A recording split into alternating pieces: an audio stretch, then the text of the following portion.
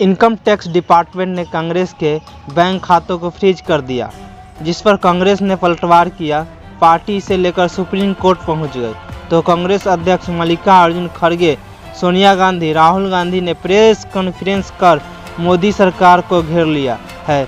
खड़गे ने कहा, लोकतंत्र के लिए जरूरी है कि चुनाव निष्पक्ष तरीके से कराया जाए, सभी राजनीतिक दल के समान अवसर मिले। ईडी, आईटी और अन्य स्वतंत्र संस्थाओं पर किसी का नियंत्रण नहीं होना चाहिए।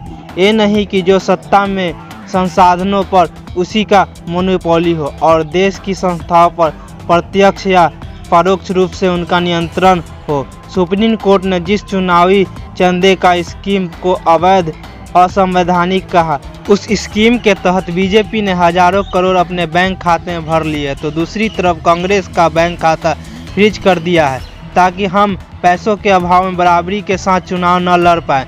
तो कांग्रेस संसदीय दल के नेता सोनिया गांधी ने कहा, चुनाव से ठीक पहले पार्टी के बैंक खाते को फ्रीज कर कांग्रेस को पंगु बनाने की कोशिश की जा रही है। लोकतंत्र को निशाना बनाया जा रहा है। पिछले एक महीने से हम अपने 285 करोड़ का इस्तेमाल नहीं कर पा रहे हैं। अगर हम कोई काम नहीं कर सकते तो लोकतंत्र कैसे जिंदा रह सकता है।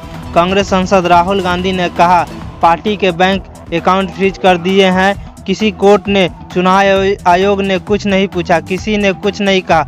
हमें देश में 20% लोगों ने वोट किया है, हम उनका प्रतिनिधित्व करते हैं। कांग्रेस के बैंक खाते नहीं, देश के लोकतंत्र को फ्रीज किया गया है। हमारे देश में लोकतंत्र है ही नहीं। कांग्रेस ने केंद्रीय एजेंसी पर सवाल उठाए तो बीजेपी उनके बचाव में सामने आ गई। बीजेपी प्रवक्ता रविशंकर ने कहा, कांग्रेस हार की हताशा में एक बहाना ढूंढ रही है। देश में लोकतंत्र कायम है। बीजेपी अध्यक्ष जेपी नड्डा ने आरोप को झूठा करार देते हुए कहा, अधिकारियों को दोषी ठहराने की वजह अपनी गलती को सुधारे। साफ है कि कांग्रेस को जांच एजेंसियों का भी सामना करना या लड़ना पड़ सकता है।